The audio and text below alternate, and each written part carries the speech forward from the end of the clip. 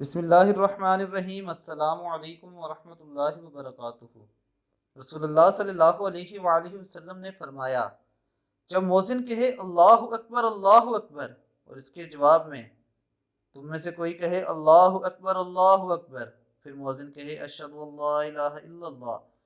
اور جواب دینے والا بھی اس کے جواب میں کہے اشہد ان لا الہ الا اللہ، پھر مؤذن کہے اشہد ان محمد رسول اللہ، اور جواب دینے والا بھی کہے اشہد ان محمد رسول اللہ، پھر مؤذن کہے حی علی الصلاۃ، تو جواب دینے والا کہے لا حول ولا قوۃ الا باللہ، پھر مؤذن کہے حی علی الفلاح، تو جواب دینے والا کہے لا حول ولا قوۃ الا باللہ، پھر مؤذن کہے اللہ اکبر، اور جواب دینے والا بھی کہے اللہ اکبر، پھر مؤذن کہے لا الہ الا اللہ، اور جواب دینے والا بھی کہے لا الہ الا اللہ، اور یہ کہنا دل سے ہو تو وہ جنت میں جائے گا۔